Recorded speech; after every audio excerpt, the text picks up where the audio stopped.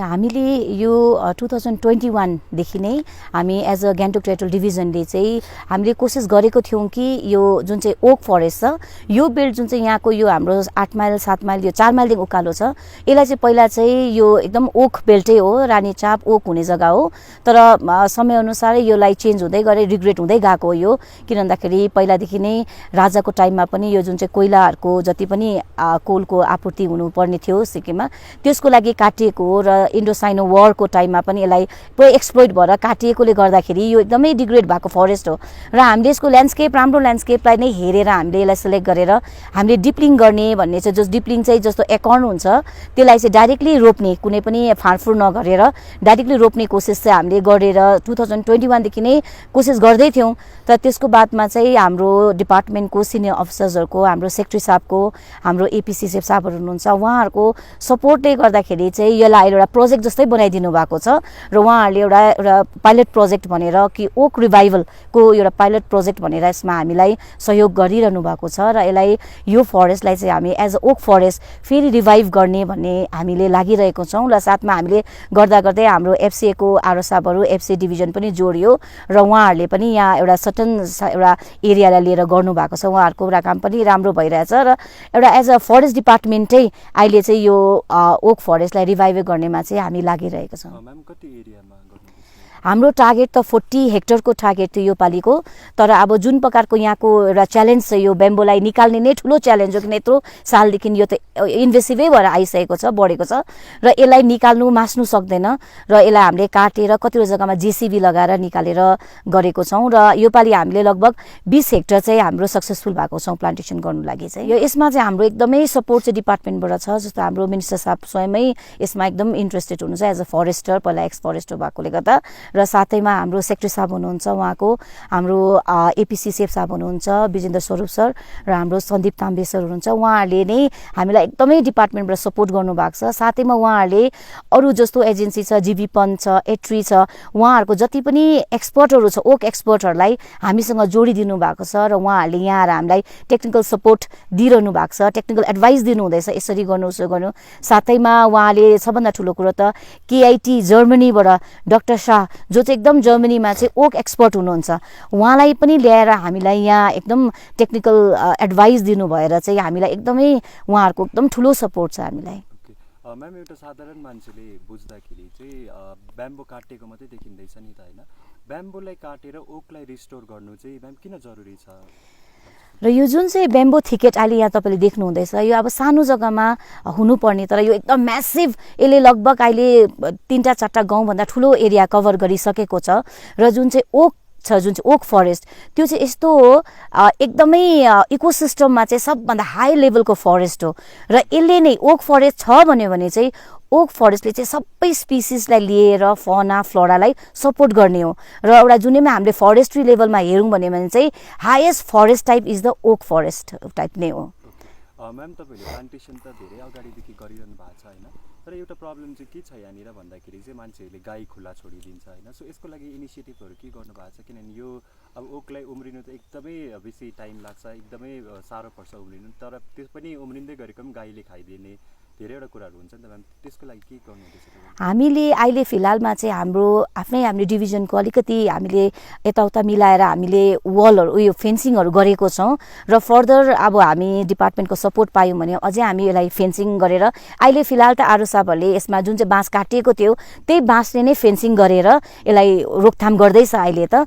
तर अब फ्युचरमा अझै हामीलाई बार्ड पाइपहरू जस्तो पर्मनेन्ट फेन्सिङ पायौँ भने अझै यसलाई हामी सेभ गर्नु सक्छौँ, यो जति पनि सर्भाइभल हुँदैछ, किन म्याक्सिमम सर्भाइभल भइसकेको छ यो पालिको हाम्रो स्पिसिस।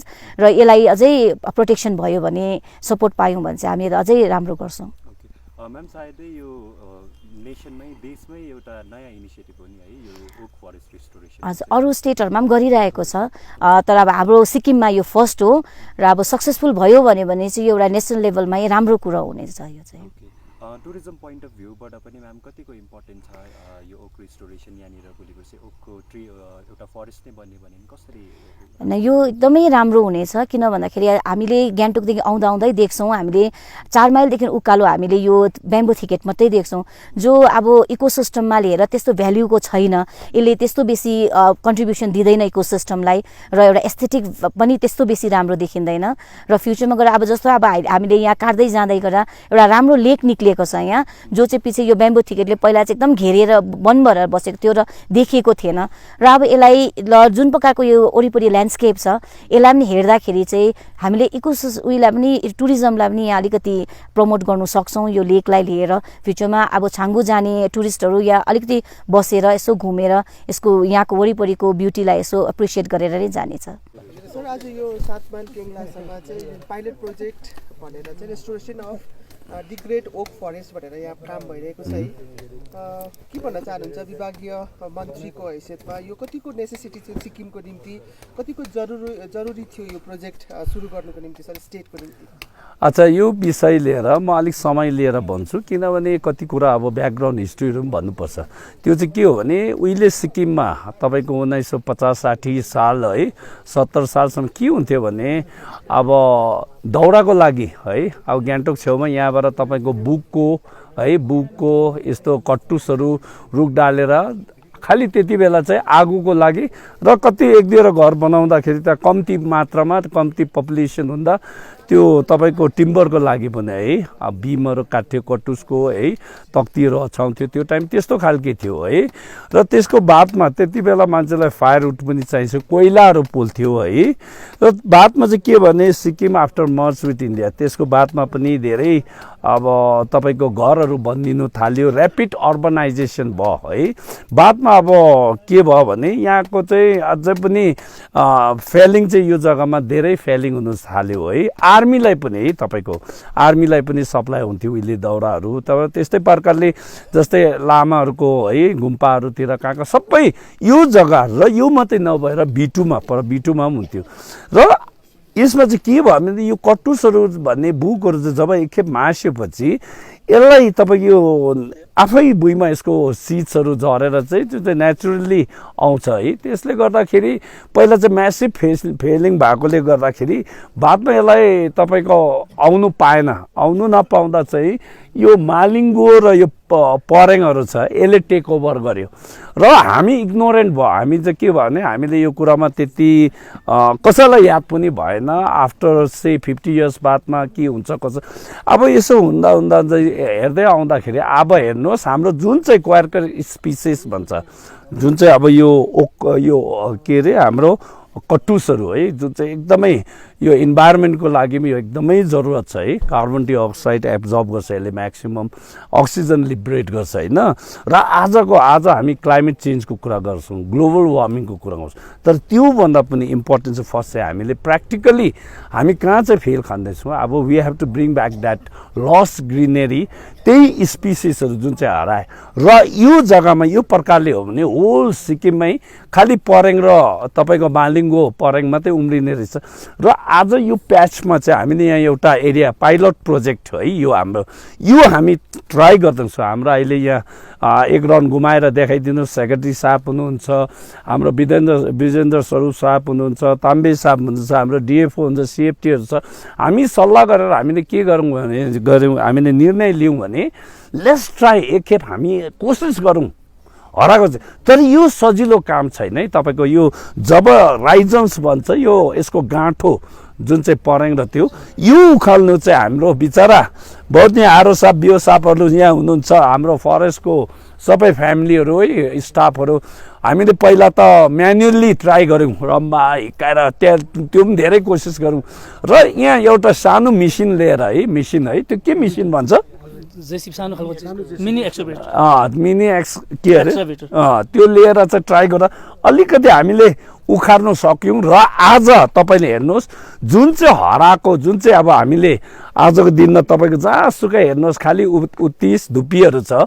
अब हामी फरेस्ट डिपार्टमेन्टले चाहिँ अहिले हामीले के ट्राई गर्दैछौँ भने अघि लेखेको कहाँ गयो खोइ यो स्पिसिसहरू चाहिँ एकदमै यो बिरुवाहरू अब यहाँ पहिला जुन चाहिँ थियो है अब अहिले पातले कटुस हामीले यहाँ इन्ट्रोड्युस गरेको छौँ है यहाँ, त्यहाँदेखि मुस्रे कटुस है, त्यसो बान्टे, त्यहाँदेखि फलाट, रानी चाँप, गोगे चाँप, गुराँस, लेक चिलाउने, पम्सी, बुक, पिप्ली, कपासे है।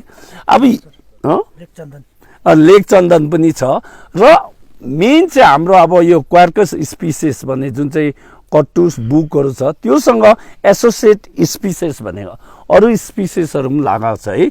यो एकदमै अब यहाँ एकदमै हुनुपर्ने उहिले चाहिँ यही चिजहरू थियो।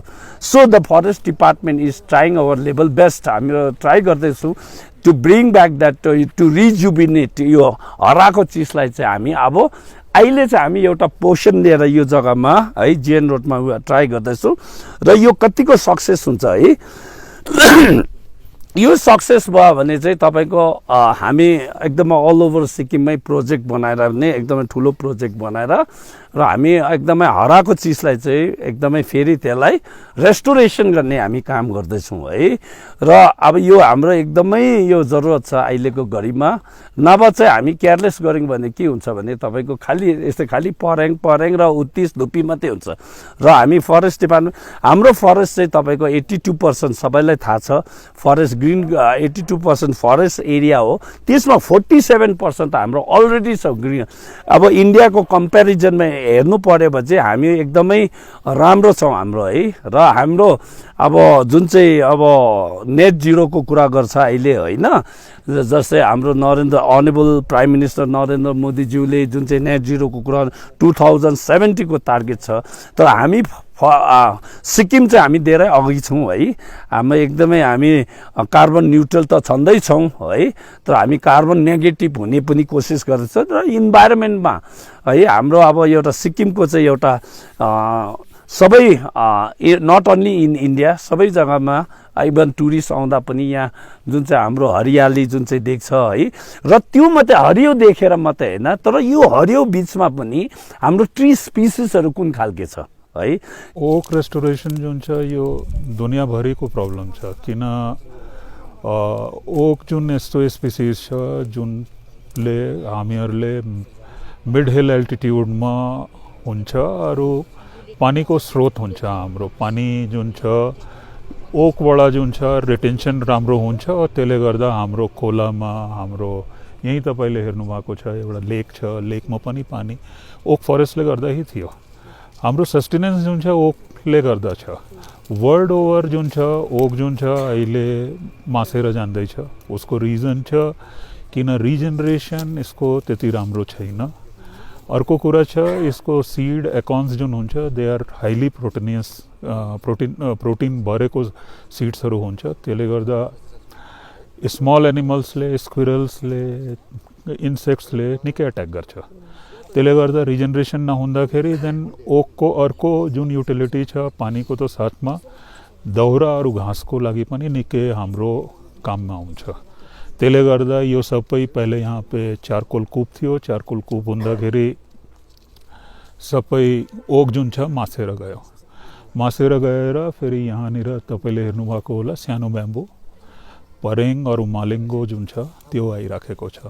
इट इज बेसिकली लोकल इन्भेजिभ्स छ, और यो इन्भेजिभ्सले ओकको रिजेनरेसन सकिसकेको छ। हामीहरूले हेर्दैछौँ कि यसले ग्लोबल वार्मिङ हुँदैछ, टेम्परेचर बढ्छ, फरेस्टको फायर ससेप्टेबिलिटी यो फरेस्टको पनि आउँछ, त्यसले गर्दा हाम्रो वाटर सिक्योरिटी निकै खतरामा हुन्छ।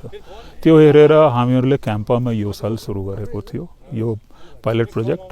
40 हेक्टेयर जस्तो हामीहरूले टेकअप गरेको छु यो सालमा। अरू निकै यसमा हामीहरूले एक्सपेरिमेन्ट गर्दैछौँ, हामीहरू ट्राई गर्दैछौँ कसरी रिजेनरेट गराउने, सिडबाट गराउने, सिडलिङबाट गराउने, कटब्याक अपरेसनबाट गराउनु, यो सबै हामीहरूले विचार बनाइराखेको छु। जुन हामीहरू सक्सेस पाउँछौँ हामीहरू यसले फर्दर एक्सटेन्ड गर्छौँ। सिक्किममा अन एन एभरेज यस्तो डिग्रेडेड भएको oak forest around 300 square kilometre छ भनेपछि 30,000 देखि 40,000 हेक्टेयर होला। सो यो सक्सेस पाएपछि हामीहरू यसको रेप्लिकेसनको लागि एउटा ठुलो प्रोजेक्ट पनि ल्याउन सक्छौँ।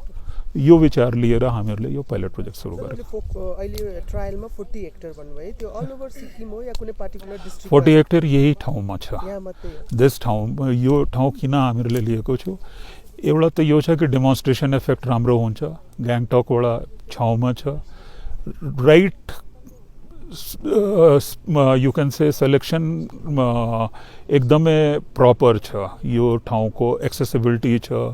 यहाँ आएर हामीहरूले जुन एफर्ट गर्छौँ त्यो हामीहरूले हेरेर एक्सपेरिमेन्टको रिजल्ट्सहरू छिट्टो पाइहाल्छौँ, त्यसले गर्दा हामीहरूले यो साइट लिएको छु। देन यहाँको रेन्ज स्टाफ, रेन्ज अफिसर्स उहाँहरूले पनि निकै मेहनत गर्नुभएको छ। सर यो जुन चाहिँ सुरुवात भएको छ यसको रिजल्ट कहिलेसम्म देखिन सक्छ सर? सक्सेस त अब हामीहरूले सर्भाइभल हेरेर कुन टेक्निक काममा आउँदैछ, यो अनगोइङ एक्सपेरिमेन्ट छ।